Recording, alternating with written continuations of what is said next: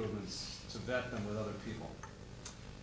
Well, the analysis itself is something in progress, and so as we get specialist reports, we have been posting them to the website. So if we get a report that's gone through the draft and people have reviewed it and it's available to the public, we will post it. And that's what I've asked my staff to do, is to post them as quickly as possible. I think we can do that. And if you look at our website, you will see reports that are posted on a regular basis. Now, are all of them there yet? No. But they will be as soon as they're available for us to post them. The analysis itself is going to be reviewed by our agencies, our cooperating agencies, and that's where we'll get a lot of the feedback that we need as to how well we are doing and how that's meeting the concerns that have been addressed. Follow up on Tony's question there. Are there any areas you can say, I'm not going back and look at anymore? Well, yes, there's a bunch, but I can't list them all for you because we have, hundreds of issues and hundreds of analyses that we've done. But yes, we've laid a lot of them to rest, and that's why I'm saying we're marking off the ones that we think are completed, and the ones that are left are the ones that I've listed for you. So those are the only ones left that would include endangered species, tribes, some of the others you've mentioned. Right. We can gather then that the rest are completed? Well, when I say completed, we have a draft. What we'll do is once I get all this information in and we get this particular document updated, then we will send it out to our internal review. We have both the Washington office and our regional office that need to review it, and then we'll send it out to our cooperators, cooperating agencies for review. I'm sure we'll get comments from them. So you wouldn't have the final answer, you're sending this out, if they object, what process do you have?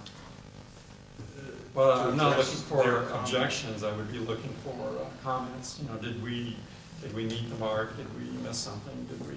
But if they say no, your response is? If they say no, you didn't meet the mark. Yeah. Then I have to determine whether that's reasonable to change or that we feel comfortable with where we're at. At what point would you, if you're 85 to 90% done with the final here, I think that's what you said, at what point in this last 10% would you make the call whether to do a supplemental or a new DEIS if you're this far down the road? Well, I'm talking about as far as when I say 85%, I'm saying of all the issues that we have to analyze. We still have some, like I said, air quality. We've got endangered species. There's some pretty significant things that are still out there. And so once we get those incorporated and send it out for review, I could be surprised if there's something else that we missed. But we think we've covered most of the issues. And with 25,000 comments, I don't know that I can get many more that we're not aware of. And so I don't think we'll have too many more surprises of things that you missed. So that's why I feel pretty confident. Are you doing extra analysis on the fact that this would be the largest dry stack tailings mine site in the world at a throughput that is far higher than it's ever been done? The highest throughput that currently uses dry stack tailings is about 15,000 tons per day.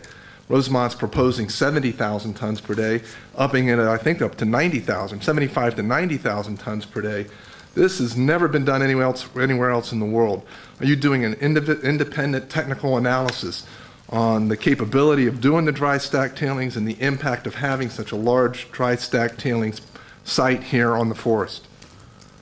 Well, all of our analysis has been dependent on looking at what the proposal is, which has been from the very beginning to do dry stack tailings. So both our air quality, soil, water has all been dependent on that. And so, yes, are we addressing it? Of course we are. Whether or not people feel that we've addressed it to the level that they would like us to, I think that's going to be up for debate. But all of our folks, the best scientists that I can find, have been addressing that issue. It sounds like, once you complete where you're at now, then it has to be written up.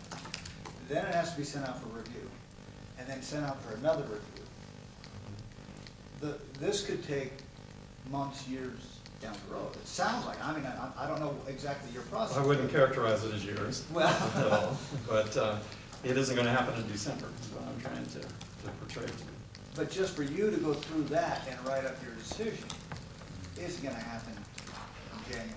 And I can't see it happening by February. Right. I mean, it's a long, tedious process for you, and then for it to be sent out for review. That's the message that I'm hoping to be able to communicate to you, is that it does seem like, you know, that these processes seem to go on forever. But what I'm trying to lay out to you is that these are the required things that I have to do to make sure that the document is of value, that it doesn't get sent back and said you need to do this over again. So to get to that point are those steps that I just laid out for you. And, you know, if we didn't go to a supplemental, if this became a final EIS and a record of decision, there's still an opportunity for the public to appeal. And then those appeals have to be resolved, and that's a substantial amount of time as well. Appeal to whom? To the regional forester. If I make the decision, then the appeal reviewing officer is the regional forester who is in Albuquerque. So that would be another step in this process. Have you told Augusta Rosemont that there's no ROD for December? Yes. And when did you notify him that? No, I talk with them on a regular basis, and so I can't tell you the exact date or what date. Well, prior to November 9th, you say? Did they know prior to November 9th that there was going to be no ROD? What's today? Today is the 17th. Be a week ago. You know, I don't know. I can't tell you the exact date. Well, the reason why this is important is that Rosemont, Augusta continues to state in their financial statements to investors and regulators that an ROD is coming in December, say. They use the word expected, but they... I can't dictate to them what they do or not do as far as transmitting information. All I'm telling you is what I know. But you don't know if you told them prior to November 9th there would be no RODs in December. I can't tell you the exact date because we've had discussions for quite a while.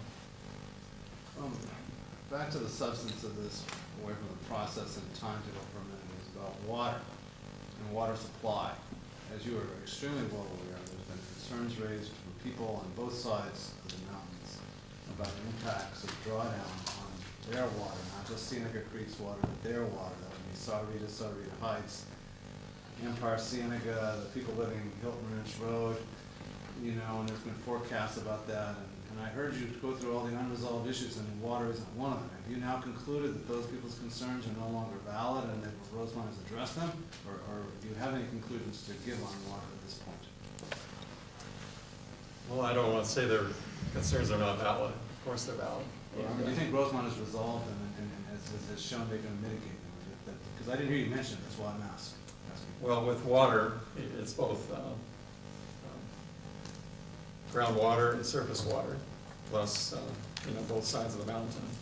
And so the draft EIS laid out several of the issues that the drawdown in the Green Valley, Santa Rita area, which is substantial in some places. On the east side, we have had 2, if not 3 models, which we've looked at to try to determine what the groundwater drawdown effects would be on areas of particular concern, which are the Arizona outstanding waters and the natural conservation area that GLN manages, conservation area. Right. I didn't hear an answer to his question. I'm Have the getting issues been it. So we've done the analysis, and in those models, as I've described, as far as our outstanding Arizona waters and effects on the conservation area are as less than what we originally anticipated. And that we think that we can meet the concerns and issues for those particular areas. Does that mean that there won't be any effects? No.